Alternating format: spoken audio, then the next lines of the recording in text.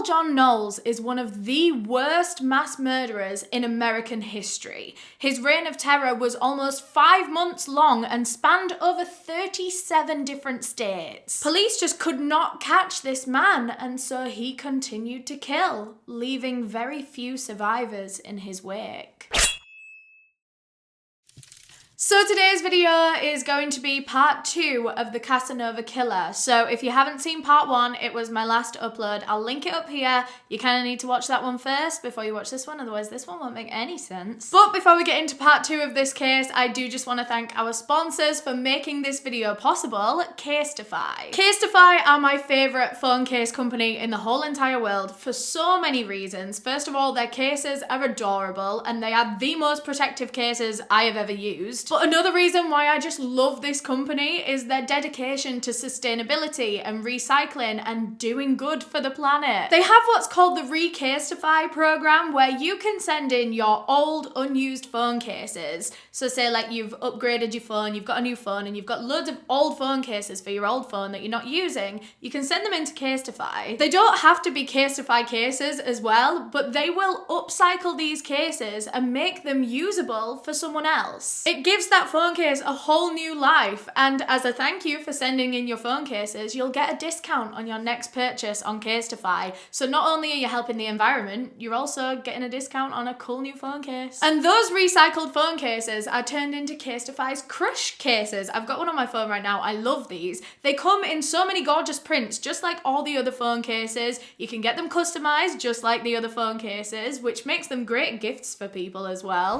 And they're just as protective as the other phone cases, drop tested from 9.8 feet. So I'm gonna test it for you now. And it's fine, it's all good. The Crush cases are made with 65% recycled and plant-based materials. They're also non-toxic, non-hazardous. They also have that antimicrobial coating that the other phone cases have, where it kills like 99% of bacteria that falls on your phone case. There's just so many reasons for you to get involved in the Recasetify program. And it's also, by the way, it's helped Casetify to reduce their carbon footprint by 20%, which is amazing. So if you want to get 15% off of Casetify's new Recasetify collection, you can go to casetify.com/Eleanor, and that 15% discount will be automatically applied at checkout. Thanks again to Casetify for sponsoring this video. Now, before we get into it, I do just want to give the same content warnings as I gave in part 1. So if any of the following themes are things that you feel like you don't want to watch right now, I completely understand. Click out of the video before we get any further. But those themes are as follows: child abuse and neglect, sexual assault and rape, necrophilia, and struggles with coming to terms with your sexuality. So like I said, if any of that is not suitable for you right now, hopefully I'll get to see you again in some other video. But look after yourself. Bye bye.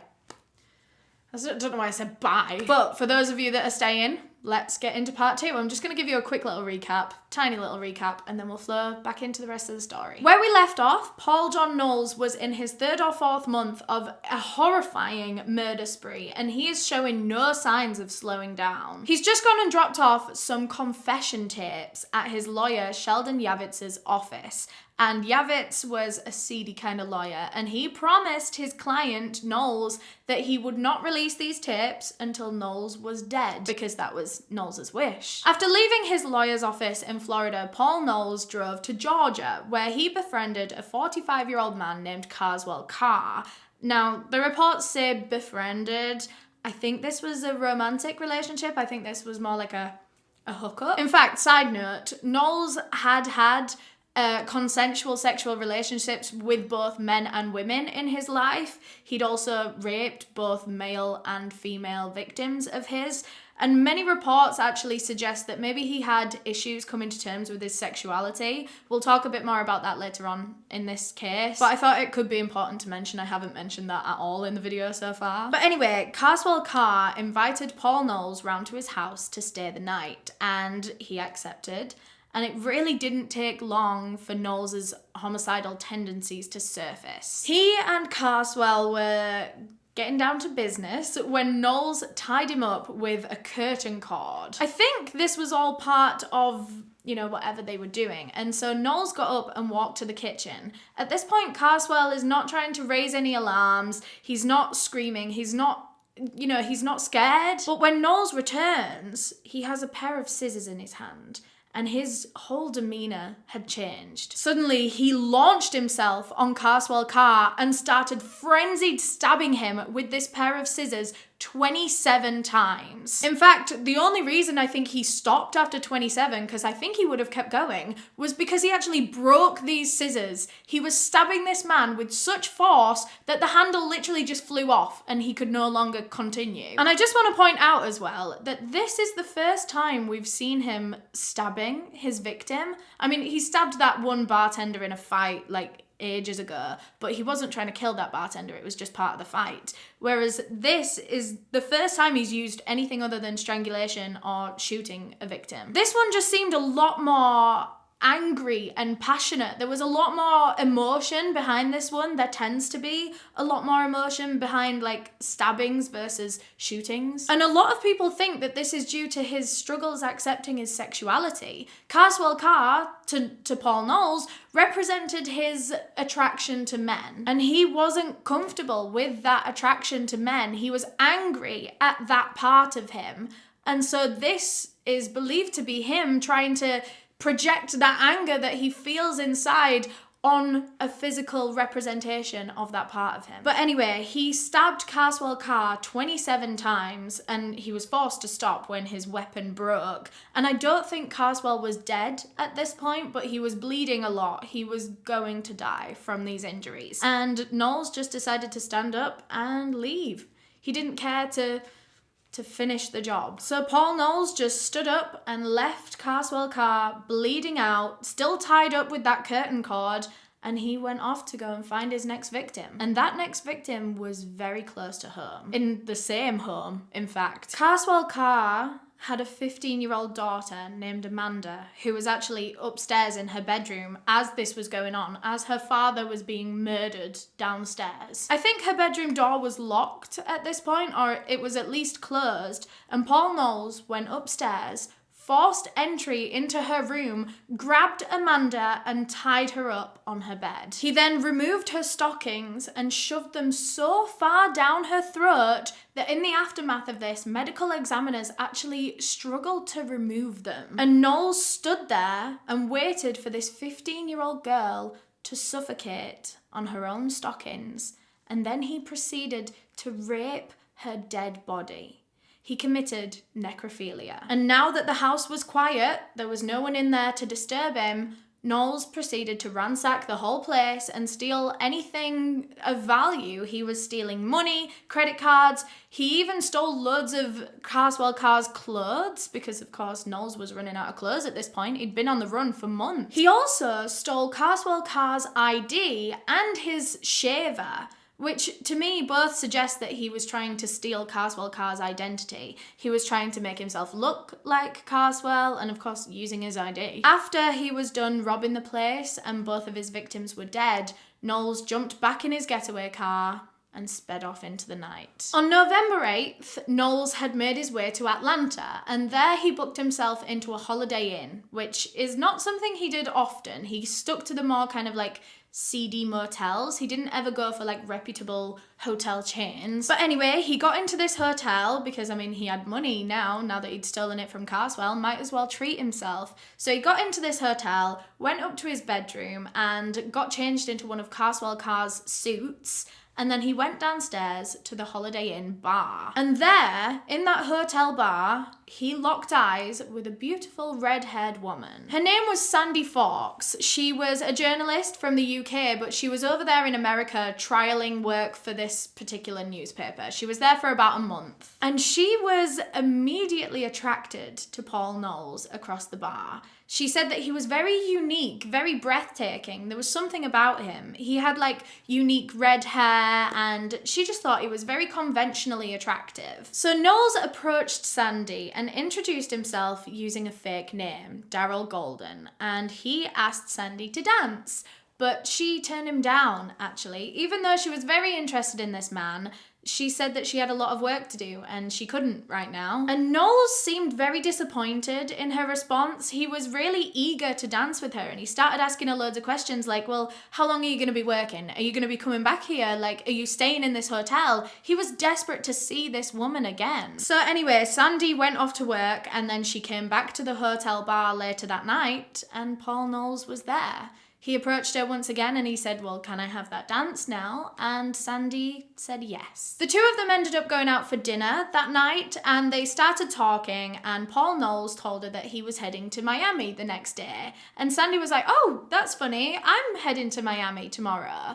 And so Knowles offered to drive her there. Sandy was a little bit reluctant to accept this for a number of reasons. She thought, well, first of all, this guy just wants to sleep with me. That's all he wants. So she said, fine, I'll go with you, but on one condition, I'm not gonna go back to your hotel room tonight. And he was like, okay, that's fine. But the other reason that she was quite hesitant was because she literally didn't know this man. She'd met him that same day. And in her words, she literally said to him, I don't know anything about you. You could easily be another Boston Strangler for all I know. She jokingly accused him of being a serial killer. And the two of them laughed because what a bold accusation to make.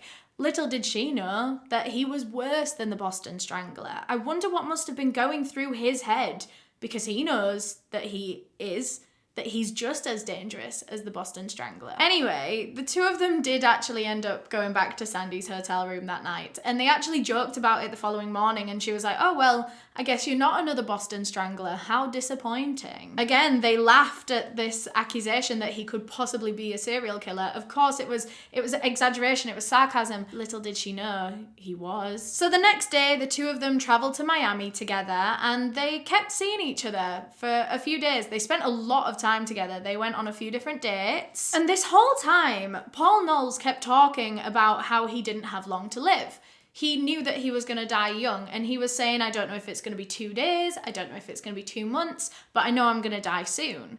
And Sandy found this really weird. It was kind of like freaking her out, but not too much because she didn't leave him. She kept going on dates with him. She was just like, oh, this guy's a little bit weird, but you know, whatever, he's attractive, or at least she thought he was. He also kept mentioning that his lawyer had some information on him and that when he died, the lawyer was going to release this information and it was going to make him famous. And so Sandy's thinking in her head, like, what could this information be? Is he like a drug lord or like some kind of hitman? Like, she thought this guy was like an organized criminal, not a mass murderer. Eventually, after 6 days of this whirlwind romance, Sandy Fawkes broke things off with Paul Knowles. Not for any like major particular reason, she just kind of wasn't feeling it anymore. You know, people are allowed to stop liking someone. So she was like, yeah, look, I don't really want to be going on dates and stuff anymore, you know. But Knowles didn't take this very well. Not in like an angry way, he was just sad. It was as if he had like actually been broken up with. They were only together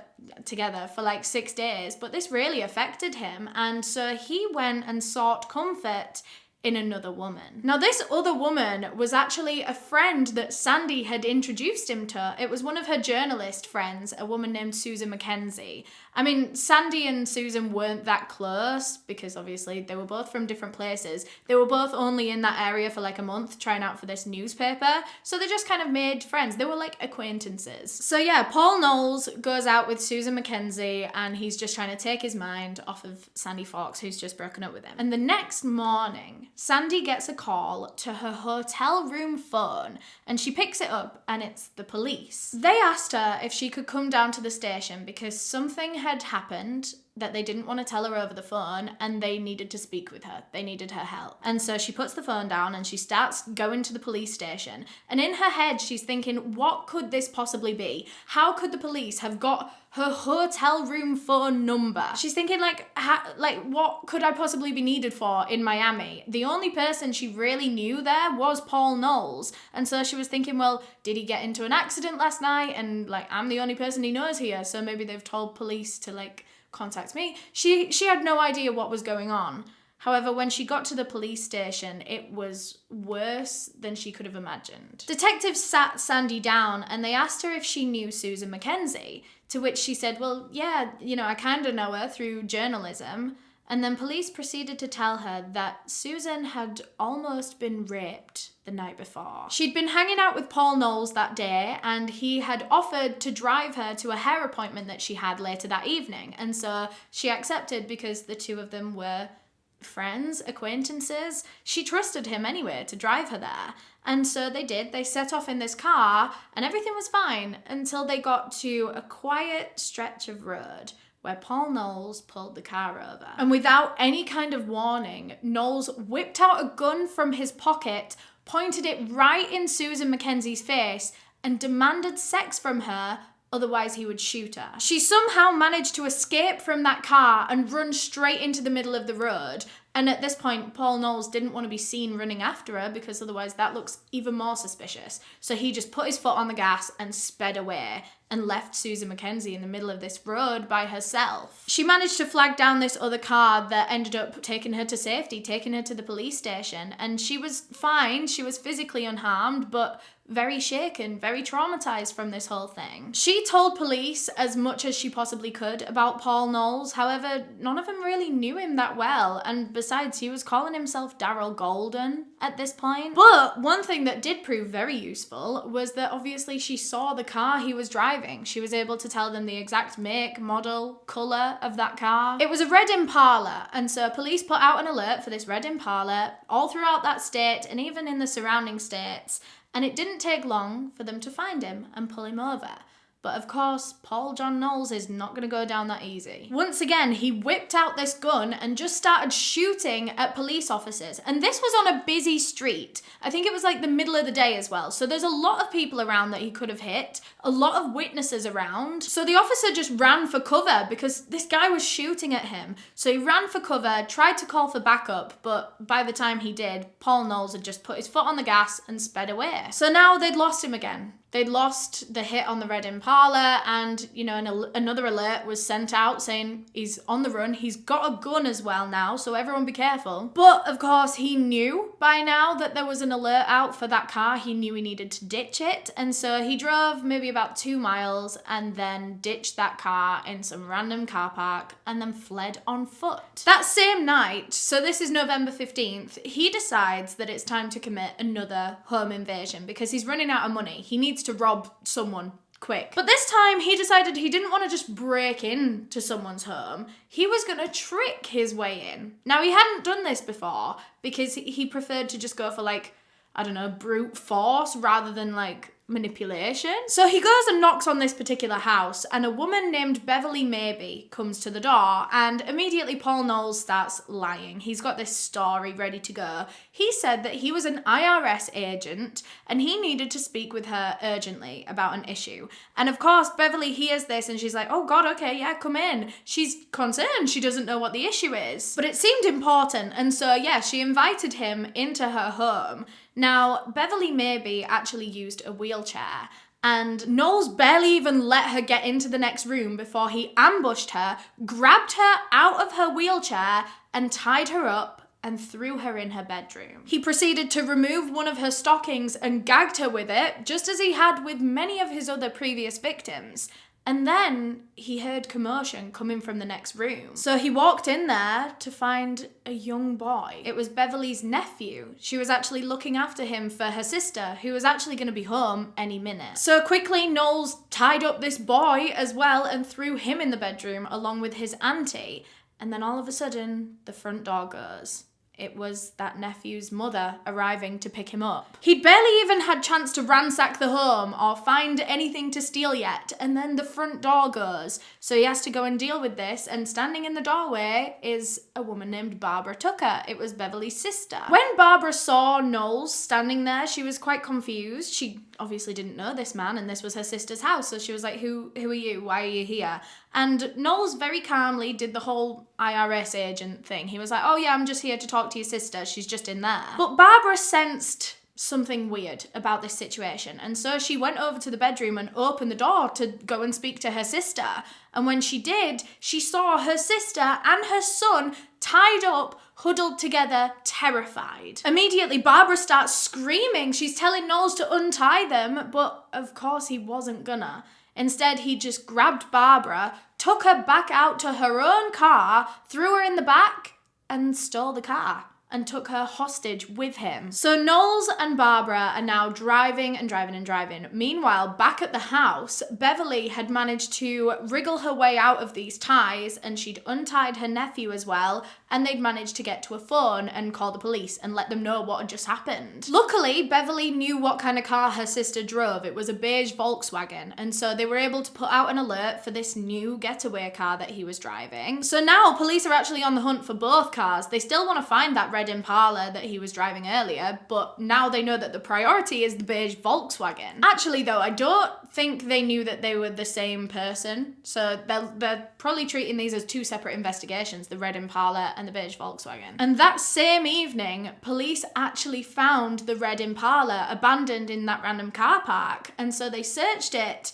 And it seemed that Knowles had ditched a lot of things with that car. The most important thing that they found that Paul Knowles had left behind was that will that his lawyer, Yavitz, had helped him to draft up a couple of weeks prior. And it had Paul John Knowles' full name right at the top. So now they knew exactly who they were looking for. And now, because they had his full name, they could run it on the system and pull up loads of other information about him, like his address, you know, all this different kind of stuff, including his picture. So they printed out his picture and took it to Beverly Maybe, and they said, "Is this who tied you up?"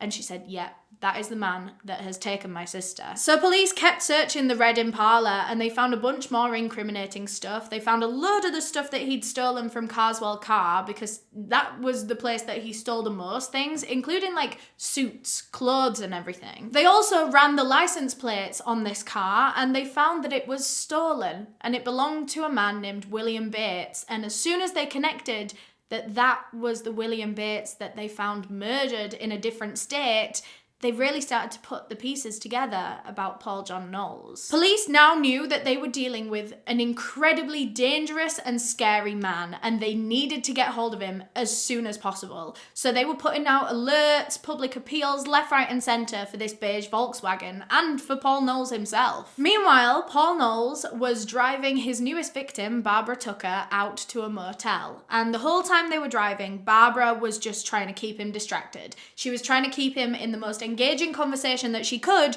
so that he wouldn't have time to think about killing her. He asked her what she did for a living, and Barbara said that she was a writer. And so Paul Knowles actually asked her, "Well, when all of this is over, can you write a book about me?" He seemed to be obsessed with fame, well, infamy and notoriety and being some kind of famous criminal outlaw, serial killer. A lot of people actually believe that's why he was so interested in Sandy Fawkes. Do you remember the woman that he had a 6-day relationship with, and he actually left her completely unharmed? He never once hurt that woman. And people think that's because she was a journalist. She could have written about him one day. And she did actually. I think she went on to write a book. Possibly. I could have just lied, I don't know. But anyway, Barbara's really trying to keep him in this conversation, and then eventually they arrive at the motel and he drags Barbara in there, ties her up and ties her to the bed. Little did Paul Knowles know at this point in time that police were onto him. They had managed to get hold of those stolen credit cards that he'd left in the red Impala, and now they were bringing up all the previous records, and they were putting together a bit of a pattern. They saw that most of the bills on these credit cards were for motel rooms. So they knew that he was probably on his way to a motel somewhere. He seemed to just be traveling and staying in different motels, so they knew where to look. Well, not exactly where to look, but they just knew to send police officers out to pretty much every motel in the whole of Florida right now. Meanwhile, Knowles and Barbara Tucker are just sat in this motel room. The TV was on the whole time, and all he wanted to do was just watch the news, and like, he was hoping that they were going to be talking about him. As soon as they started talking about him, he was like, shh, shh, shh. He seemed to really like the attention, like I've been saying. Oh, and that was another thing that they found in the red Impala. They found newspaper cuttings of other murders that they hadn't connected to Knowles yet. But it later turned out that they were his murders. He was keeping the newspaper clippings of those reports because he was proud of it. He wanted mementos to remember those murders with. But anyway, as they sat in that motel room watching the news channel, Barbara Tucker saw her own missing persons appeal on the TV. She listened to the news anchors saying that she'd been abducted and she was in great danger. She was with a very dangerous man. And she's just sat there tied up on this bed, panicking, fearing for her life. She believes that she is going to be killed by this man. And so she's doing anything and everything in her power to try to distract Knowles, mainly from the TV actually, because she could tell that whenever the news anchors would say certain things about him that he didn't like, it would make him angry. It would make him stressed out. He only liked it when they were talking about how much of a, dangerous, scary person he was. But if they ever made any other kind of comments, it would throw him off. He wouldn't be in a good mood anymore. And so she just wanted to get him as far away from the news as she could. And he's very unpredictable as well. Like I say, his mood kept changing depending on what they were talking about on the news. Like one minute he would be that very charming, charismatic, like he was almost acting like he was a friend, even though he had her tied up in a motel. And then the next minute he would just be so aggressive, he would start physically assaulting her. It seemed like one minute he was fine and the next he was full of rage. Anyway, the two of them ended up falling asleep that night, and the next morning, Barbara was awoken to Knowles leaving the motel room. He said it was too risky for him to stay and he could just tell that police were closing in on him, so he needed to leave. He told Barbara that he was just gonna leave her there, tied to the bed, and she'd probably be found soon. And with that, he left the motel room, jumped in her beige Volkswagen and fled. And just left her there. It took a good few hours for her to actually be able to loosen her ties, but eventually she did it and she got herself free and she ran to safety. Luckily, she was mostly unharmed. She had been beaten a few times, but that was the extent of her injuries. And she was able to go into the police station and tell them everything, every detail that she could possibly remember about this man, including a very crucial clue that I don't even think Knowles even meant to offer up. And that was that he was planning on traveling to Georgia that day. When he left the motel room, he was heading to Georgia. And so she told police that, and they knew to be ready between Florida and Georgia, ready to get hold of him. And that same morning, a highway patrol officer named Officer Eugene Campbell saw that beige Volkswagen driving down the highway, and so he flagged it down, pulled him over, and he went to go and investigate. But when he approached the car to speak with him, Knowles pulled out a gun and aimed it at Officer Campbell. He then actually wrestled Campbell's own gun off of him, so now Knowles had two guns and Campbell was completely weaponless. So now Knowles is pointing two guns at Officer Campbell and he ordered him to go and get in the back of his own patrol car, handcuff himself to the car so he can't move anywhere, while Knowles was gonna drive it. He knew that he had to ditch that beige Volkswagen because police were looking for it. But also now, a patrol car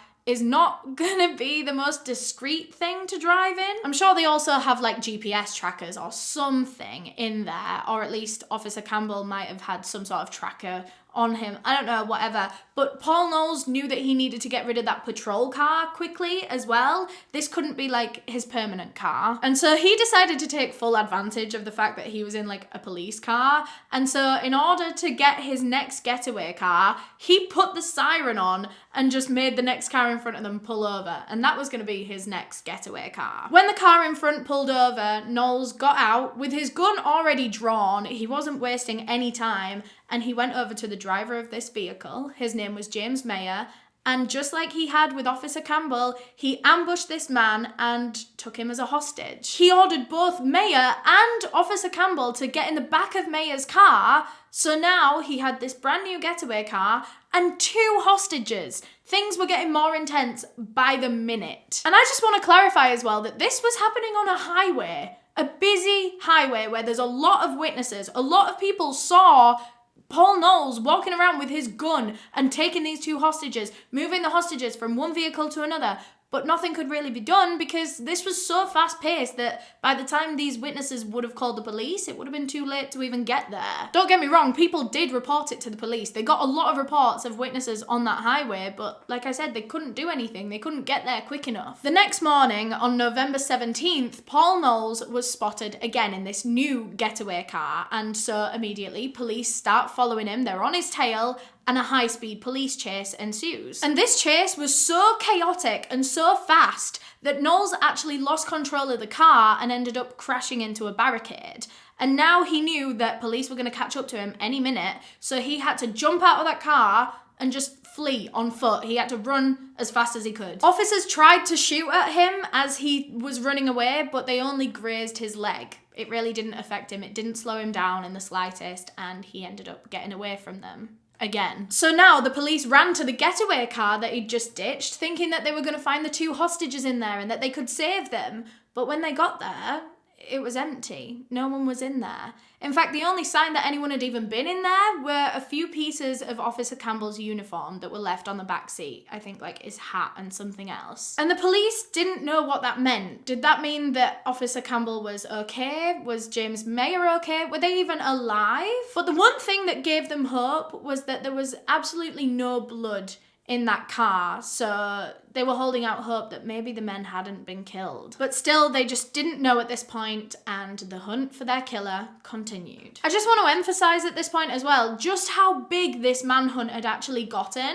because this case was very chill in terms of the police involvement and stuff for a long time, because they just were not connecting the dots. They didn't know who they were looking for, so they weren't looking for anyone. But now that they had a name, and now that they had all these hits on different cars and stuff, they were throwing every resource they possibly had at this case, because they knew that this man was incredibly dangerous and he would kill again if they didn't catch him. They had hundreds of officers out in like patrol cars setting up roadblocks. They had helicopters overhead circling trying to find him. They had like 100 sniffer dogs out trained with his scent to try and find him. Not to mention the hundreds of officers that were back at the police stations manning all the phones, because people were phoning up with new tips every minute. This was a huge operation, but somehow Paul Knowles just kept avoiding being captured. So now he's escaped on foot and he's just like running through fields. He has no idea where he's going, but he knows that he needs to ditch the gun that he's got on him. It's Officer Campbell's gun. So I think he just like threw it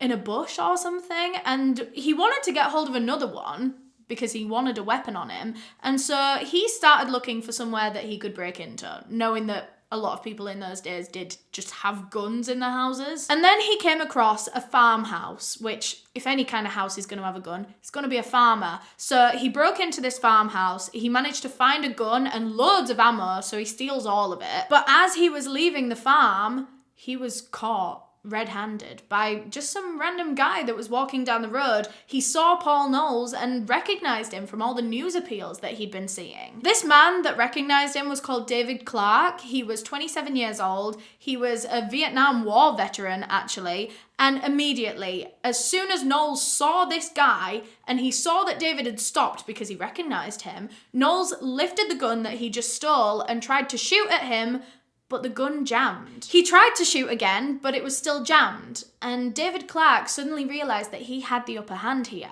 And so he pulled his own gun from his waistband and pointed it at Knowles, who fell into submission like a scared little child. David grabbed hold of Paul Knowles and held him at gunpoint as he dragged him to the nearest house that he could find so that they could call the police and end this once and for all. Finally, on November 17th, 1974, Paul John Knowles' 5 long months of terror, this cross-country murder spree, was over. So the news spread like wildfire that they had finally caught this guy, and by the time police got to this residence, arrested Paul Knowles, got him in the police car and took him back to the police station, the whole street of the police station was just full of people. Mainly journalists who were like shouting to Knowles, trying to ask him questions for all their articles, and Knowles was loving it because he loved the notoriety, the infamy, and he was just giggling, smirking, laughing the whole time as he was being led into the station. So the first thing police did with Paul Knowles was they threw him into an interrogation room, and the first thing he was asked was, where are those 2 hostages? Officer Campbell and James Mayer, where are they? Paul Knowles simply said that he killed them, but he didn't tell them anymore. He didn't tell them where they could find them, he didn't tell them how he killed them.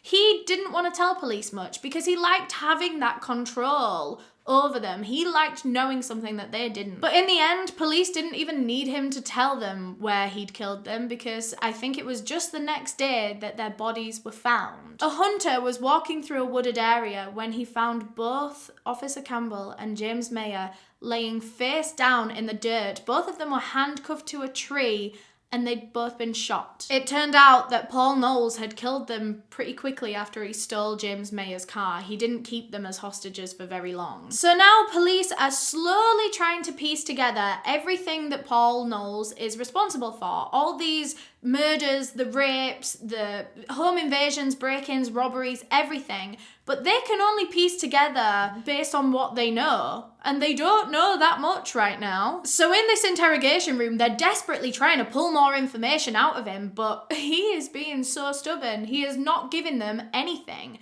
And the main reason for that was those tapes. He didn't want the information to come out while he was still alive. He'd already recorded it all in his confession tapes, and he wanted it to come out when he was already dead. He told police that he had given his lawyer, Sheldon Yavitz, a series of tapes that held his legacy. And that was all he said. He didn't say what was on those tapes. He didn't even say that they were confession tapes. He just said that Sheldon had them, and he was going to release them when he was dead.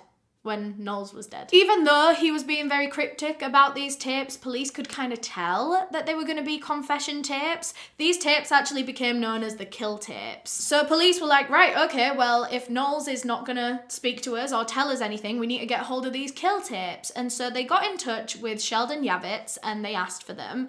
And he refused to hand them over. He stuck to his word. He told police that he had made a promise to his client, Paul Knowles, that he wasn't going to share these tapes, he wasn't going to release them from this secret location until after he was dead.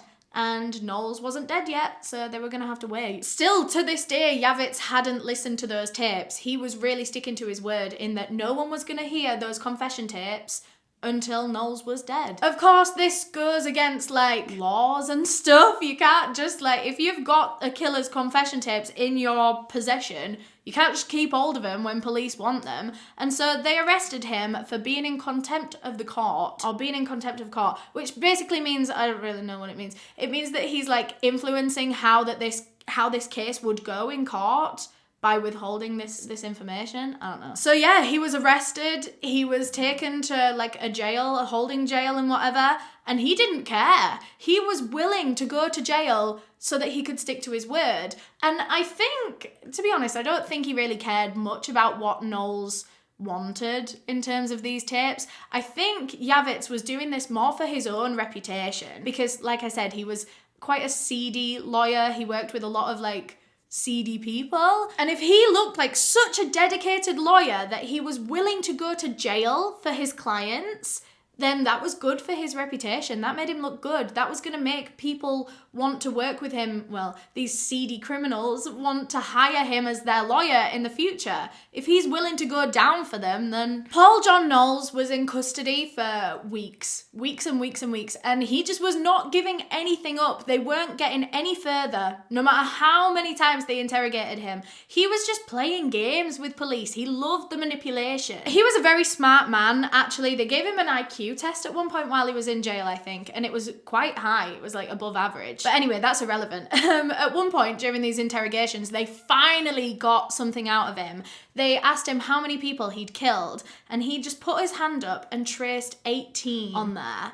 And so 18, they had the number 18. And then a couple of days later, he actually changed his answer to 35. Two very different numbers, and then they didn't know which one was correct. Police knew they needed to do something more to get this information. Clearly, arresting and jailing the lawyer wasn't going to do anything. They needed to do something to get that lawyer to hand over those tapes. What was going to make him do that? And then one of the officers said, well, he's got a wife. Maybe we could arrest the wife for being in contempt of court as well, and maybe that'll make him talk. Maybe that'll get Yavitz to hand over the tapes.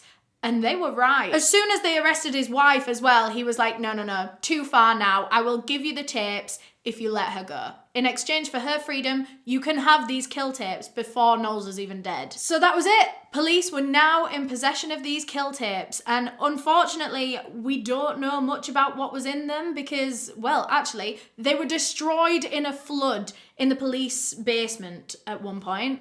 So we don't have them anymore. They don't exist anymore. But of course, before they were destroyed, police did listen to them. And I mean, he was still quite vague in these confessions as far as I know. But a lot of the information that I've actually told you throughout the two parts of this case has been from these tapes. It's been from Paul Knowles himself in these tapes. If you can remember, right at the start of part 1, his second and third murders of those 2 young girls, Lillian and Mylette, you know, the family friends. Well, I said at the time that some professionals doubt that he even did that because there's been no evidence, absolutely no evidence. Their bodies were never found. They actually disappeared a few days before he claimed to have killed them. But the reason I mentioned it and the reason that those 2 girls' deaths are related to this case is because he confessed to them in the kill tapes. That's the only thing that actually links Knowles to those 2 girls, which is why it's doubted, but most people do believe it. It's one of those things, I don't think it'll ever be confirmed. Anyway, on December 18th, Paul Knowles agreed to go out with police and go and recover Officer Campbell's gun. You know, the gun that he just ditched in some random field. He told them that he would help them get it back. So they took him out, they put him in the back of this police car, handcuffed him, and that was it, actually. This is like America's most dangerous man at that current time. And they were just going to handcuff him and leave him in the back of the car by himself. What? That man needed to be in like a cage, in a glass box or something. Yeah, there really wasn't much security in this car at all. There were 2 police officers sat in the front 2 seats, I believe, an Officer Earl Lee and Ronnie Angel. And at one point during this ride out to the random field, Officer Lee noticed that Paul Knowles had lit a cigarette in the back seat. And so he was like, whoa, mate, put that out. And this angered Paul Knowles. So he did. He put it out, and then he launched himself at Officer Lee and tried to steal his gun out of the holster in his waistband. Somehow, Paul Knowles had managed to pick the lock on his handcuffs using a paperclip that he'd found somewhere, and so he was free. So now he was wrestling with this officer, and he was trying to get this gun out, so much so that it actually fired twice in the holster. Due to all of this commotion, they actually lost control of the car and ended up swerving and crashing into the side of the road. And that was when Officer Ronnie Angel pulled out his gun, turned to Paul Knowles, and shot him 3 times in the chest. Paul Knowles just slumped back in the chair, and he was dead. So now they knew for sure that his reign of terror was finally over for good now. I suppose he went out kind of the way he always wanted to, in a shootout with police. Sheldon Yavitz, the lawyer, actually tried to argue for his deceased client, Paul Knowles, who wasn't even there anymore, so like, what's the point? He tried to argue that his murder was unlawful because he couldn't have possibly been trying to get away because he was chained up. Police barely even gave attention to these claims, and the shooting was declared lawful, and neither of these police officers faced any repercussions because, as far as everyone was aware, they did the best thing they could in that situation. They potentially saved a lot of people's lives by killing Paul Knowles. So yeah, that is the Casanova killer. I think one of the things that fascinates me the most about Paul John Knowles is that he just doesn't have a pattern. He doesn't have a victim pattern. He was killing anyone and everyone, men, women, children, the elderly, the middle-aged. Like, he really didn't care who it was. I think he just enjoyed killing. There were like no patterns at all. He would use different murder methods, strangulation, shooting, stabbing. He would rape some of his victims, others he wouldn't. Like, there was no rhyme or reason to anything. It really makes you wonder, like, why he was doing all of this, what his motive was. I think for a lot of them, the home invasions especially, it was a money motive because he wanted to rob the house anyway, and he just killed the people in the house as he did it. But like the people that he would just pick up in bars, why did he want to do that? I don't know. But yeah, that is all for this case. Thank you so much for watching, and thank you to Casetify for sponsoring this video. If you want to get 15% off of Casetify's new Recasetify collection, you can go to casetify.com/Eleanor, and the 15% discount will be applied automatically at checkout. A huge thank you to all of my channel members for supporting the channel and helping me decide the cases that I cover. All of my tier 2 members are on screen right now, so thank you so much. If you want to become a channel member, you can click the join button down below. But yeah, thank you so much for watching this video. If you enjoyed, please leave a thumbs up down below. That would really help me out. If you want to watch another one of my videos, I'll leave you one right there. Feel free to check that out. Or if you want to subscribe, you can click this circle right here because I upload true crime videos all the time. Thanks, bye!